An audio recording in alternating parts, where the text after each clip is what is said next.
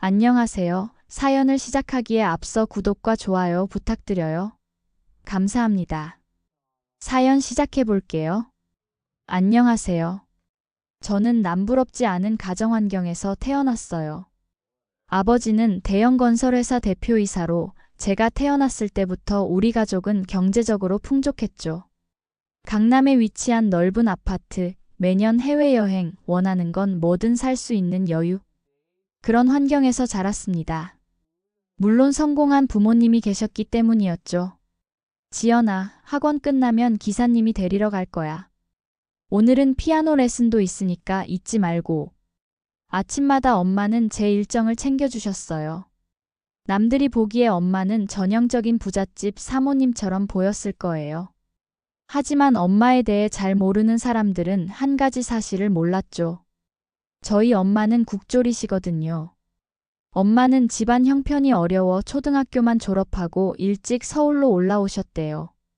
처음에는 백화점 판매 직원으로 일하다가 타고난 사업 감각으로 무역업에 뛰어들어 큰 성공을 거두셨어요. 그 과정에서 아버지를 만나 결혼하셨고요.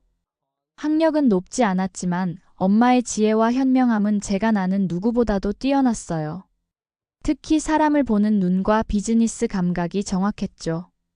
지연아, 학벌이나 돈보다 중요한 건 사람의 품성이야.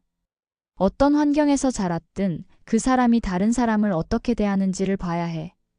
엄마의 이런 가르침은 제 삶의 나침반이 되었어요. 저는 좋은 대학을 나와 금융회사에 취직했고 일도 잘 풀리고 있었죠. 그러던 중 민수 씨를 만났어요. 오늘 저녁에 시간 되세요? 같이 식사하면서 프로젝트 이야기 좀 나눌까 해서요. 그렇게 시작된 우리의 관계는 빠르게 발전했어요. 민수 씨는 자상하고 배려심 많은 사람이었어요. 약 1년간의 연애 끝에 우리는 결혼을 결심했고 양가 부모님들의 만남이 성사되었죠. 상견례 날 저는 무척 긴장했어요. 민수 씨의 가족은 3대째 의사 집안이라고 들었거든요. 그의 어머니는 대학병원 소아과 과장이었고 여동생은 미국에서 의대를 졸업하고 막 귀국한 상태였어요. 걱정하지 마. 우리 부모님도 사람 좋으셔. 특히 우리 어머니는 환자들 사이에서도 평판이 좋으시거든. 민수 씨의 말에 안심하고 있었어요. 그리고 그날 저녁 강남의 고급 레스토랑 룸에서 우리 가족과 민수 씨 가족이 처음 만났습니다.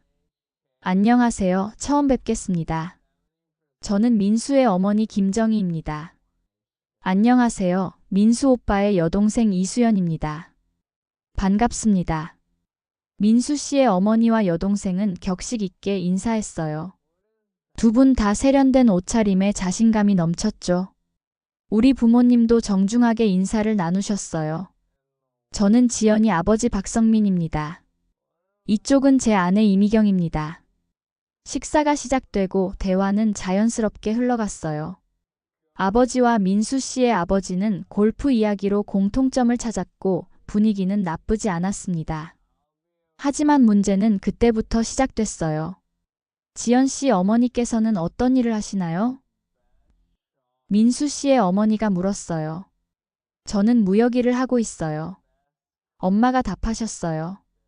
아, 그럼 학교는 어디를 나오셨어요? 이번엔 민수 씨의 여동생이 물었죠. 잠시 침묵이 흘렀어요. 엄마는 차분하게 대답하셨습니다. 저는 초등학교까지만 다녔어요. 그 말을 들은 순간 민수 씨의 어머니와 여동생의 표정이 미묘하게 변했어요. 그들은 서로 눈빛을 교환한 후 갑자기 영어로 대화를 시작했습니다. 엄마, 들었어? 초등학교만 졸업했대. 그러게 놀랍네. 세상에 고졸도 아니고 중졸도 아니고 국졸이라고. 저 남자는 이런 아내를 두고 어떻게 성공했을까? 아니 근데 저런 무식한 여자가 우리처럼 수준 높은 집안이랑 어울릴 수나 있겠어? 세상에. 국졸 출신 사돈이라니. 그들은 엄마가 알아듣지 못할 거라고 확신한 듯 했어요. 민수 씨는 당황한 표정이었지만 어떻게 대처해야 할지 몰라 하는 것 같았어요. 아, 사부인은 제 말 못 알아듣죠? 그렇죠? 민수 씨의 어머님이 엄마 향해 물었을 때 저는 화가 치밀었지만 참았어요. 그때 엄마가 조용히 말씀하셨습니다. 지연아, 내 핸드폰 좀 가져다 줄래? 저는 엄마의 요청에 어리둥절했지만 바로 가방에서 엄마의 핸드폰을 꺼내 건넸어요. 엄마는 핸드폰을 받아들고 무언가를 찾더니 전화를 걸었습니다. 여보세요, 제임스? 지금 시간 괜찮아요? 잠시 도움이 필요해서요. 갑자기 식사 자리에서 통화하는 엄마의 모습에 민수 씨의 어머니와 여동생은 의아한 표정을 지었어요. 그들은 계속해서 영어로 뭐라고 속삭였죠. 제가 들은 바로는 저 여자가 대체 누구한테 전화하는 거지? 어차피 알아듣지도 못할 텐데. 국졸 출신이라더니 상견례 자리에서 전화통화나 하고 정말 무식한 애라는 내용이었어요. 5분도 채 지나지 않아 고급스러운 정장 차림의 서양인 남성이 레스토랑 룸으로 들어왔습니다. 안녕하세요. 제임스 윌슨입니다. 이미경 여사님의 요청으로 왔습니다. 제임스는 한국어로 인사한 후 모두에게 정중히 고개를 숙였어요.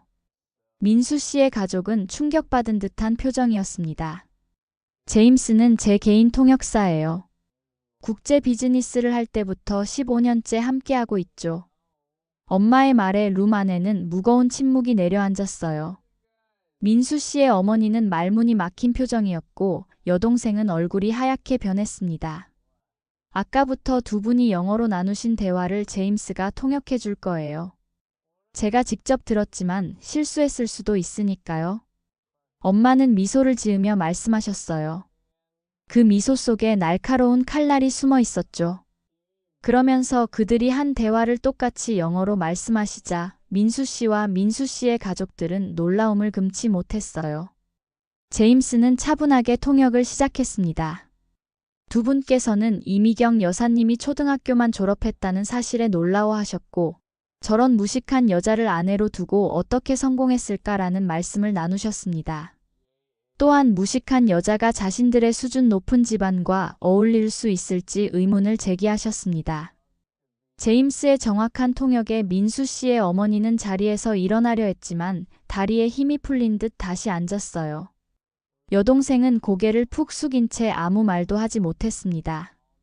그리고 가장 최근에는 통역사를 부르는 이유가 뭘까? 어차피 알아듣지도 못할 텐데라는 대화가 있었습니다. 제임스의 통역이 끝나자 아버지의 얼굴이 붉게 달아올랐어요. 민수 씨도 충격과 당혹감으로 얼굴이 하얗게 변했습니다. 하지만 엄마는 여전히 차분했어요. 제가 초등학교만 나온 것은 사실입니다. 하지만 그게 제 인생의 한계를 결정짓지는 않았어요.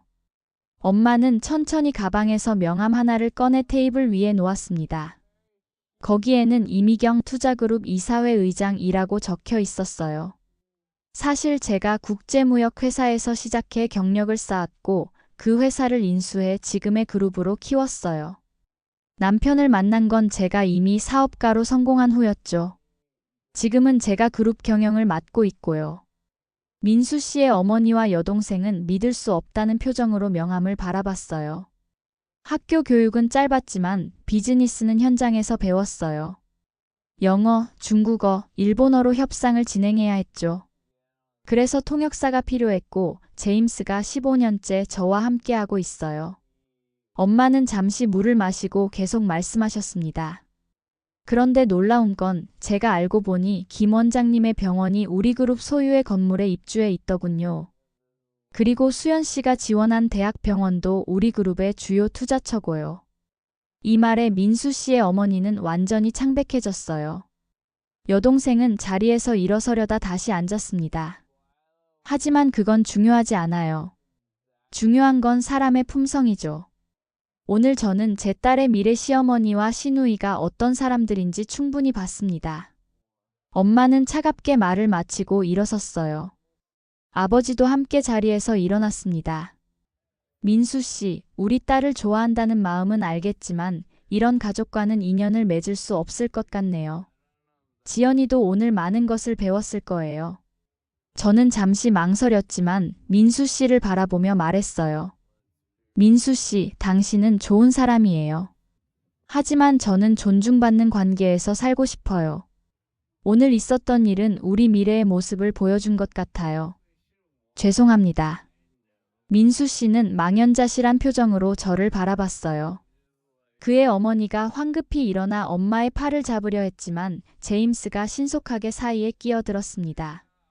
진심으로 사과드립니다. 오해가 있었어요.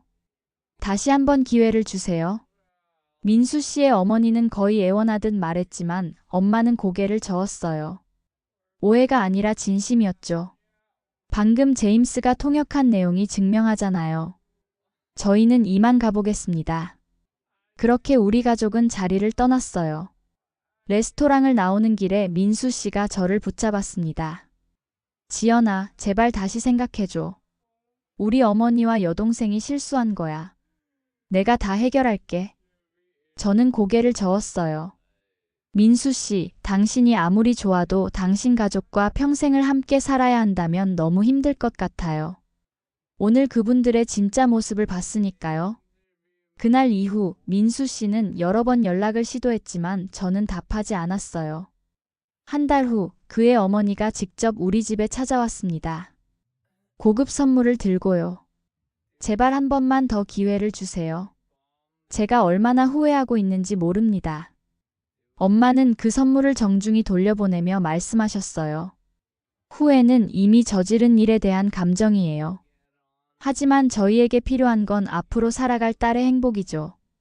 그건 선물로 살 수 없는 겁니다. 3개월 후 저는 우연히 민수 씨의 여동생을 마주쳤어요. 그녀는 예전의 당당함은 온데간데 없이 기운 없는 모습이었죠. 지연 언니. 정말 미안해요. 우리 병원이 투자그룹 사업 확장 때문에 위기에 처했어요. 엄마도 많이 괴로워하세요. 그녀의 말에 저는 아무 말도 하지 않고 그냥 지나쳤어요. 나중에 엄마에게 그 이야기를 전했더니 엄마는 미소를 지으며 말씀하셨습니다. 우리가 일부러 그런 건 아니지만 세상은 돌고 도는 법이야. 그들이 남을 함부로 대한 대가를 치르는 거지. 1년 후 신문에서 민수 씨 가족의 병원이 경영난으로 큰 병원에 인수됐다는 기사를 봤어요. 그리고 민수 씨는 해외로 떠났다고 하더군요. 저는 그때 깨달았어요. 사람을 겉모습이나 학벌로 판단하는 것이 얼마나 어리석은 일인지를. 그리고 엄마처럼 진정한 내면의 강함과 지혜를 갖춘 사람이 결국은 승리한다는 것을요. 지금 저는 새로운 사람을 만나 행복한 관계를 이어가고 있어요. 그는 첫 만남에서 엄마에게 진심 어린 존경을 표했고 학벌이나 배경보다 사람의 품성을 중요시하는 사람이죠. 가끔 그 상견례를 떠올리면 웃음이 나오면서도 중요한 교훈을 되새기게 돼요. 사람은 겉모습이 아닌 내면으로 판단해야 한다는 것, 그리고 남을 함부로 대하면 언젠가는 그 대가를 치른다는 것을요.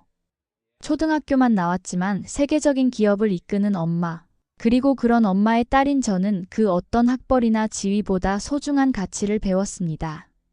진정한 교양과 지혜는 학교가 아닌 삶에서 배우는 것이니까요. 제 이야기를 끝까지 들어주셔서 감사합니다.